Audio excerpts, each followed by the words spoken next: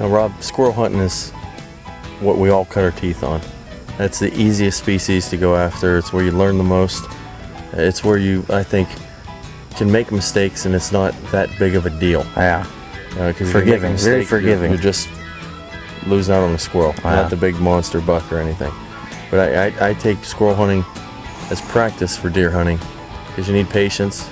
You need to learn again, train your eyes what you're looking for in the woods.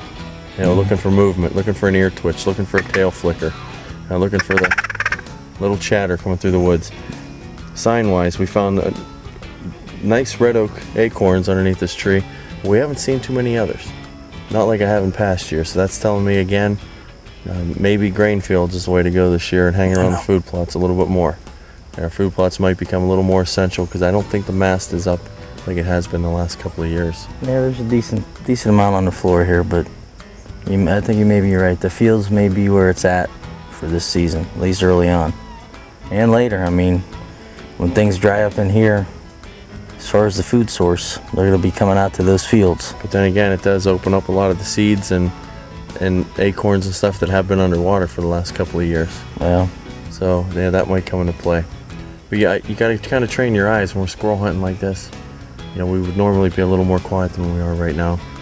But just comb the trees up and down, and I kind of stratify the forest and just back and forth looking for that one little movement, that one little flicker of a tail, that one little skitter across the top of the leaves or up in the canopy, or like we said earlier, listening for the nuts falling. Yep. To pinpoint where that squirrel is. And I'll tell you, when you're hunting deer, or you're hunting turkey, you're hunting anything else in the woods, you can't, the squirrels are like mosquitoes around you. When you're coming out here hunting after squirrels, it's a whole nother ballgame. Well, that's how it always goes. But we can't let that discourage us. We'll hang loose here and try and see if we see a squirrel maybe moving from tree to tree, maybe working his way towards us, and we'll get set up with something hopefully here to harvest one.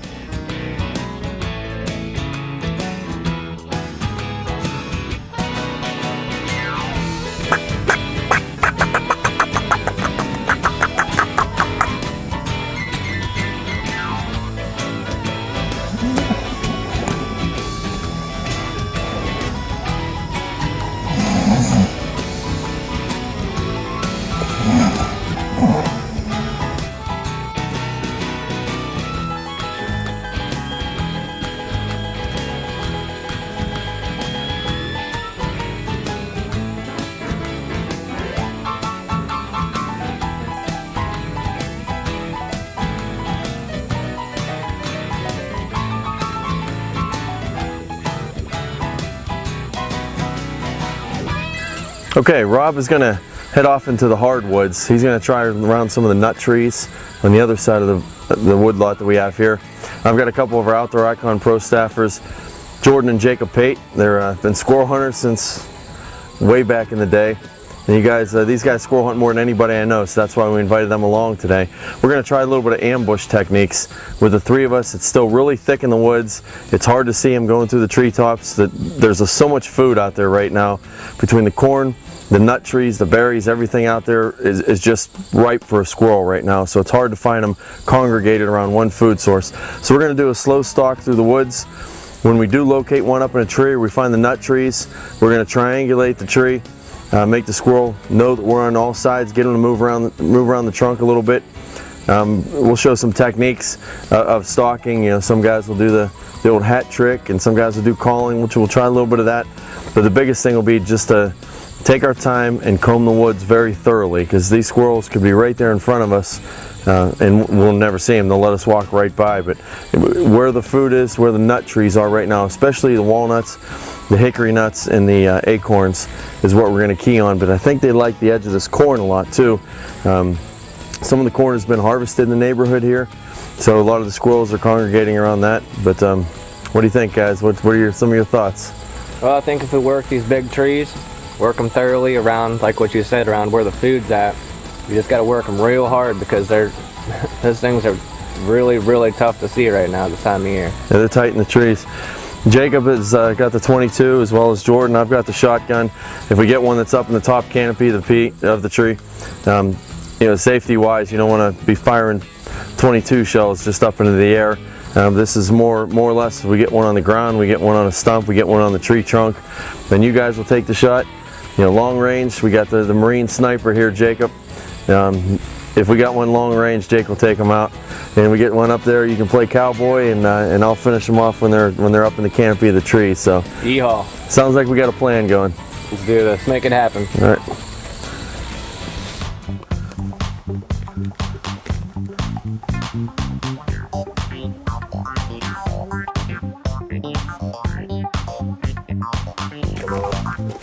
Whoa.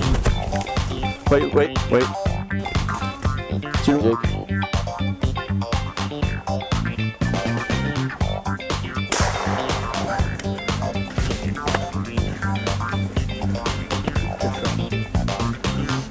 Look at that big, beautiful tail. This looks like a cross between a gray and a fox squirrel. And with the tail like this, That's it's a gorgeous tail.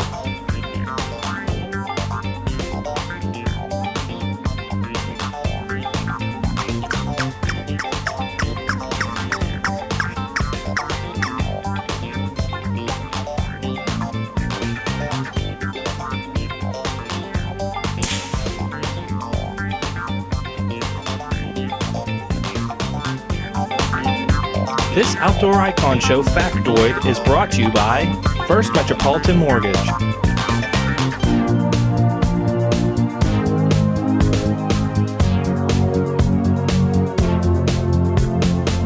Stay tuned, the Outdoor Icon will be right back.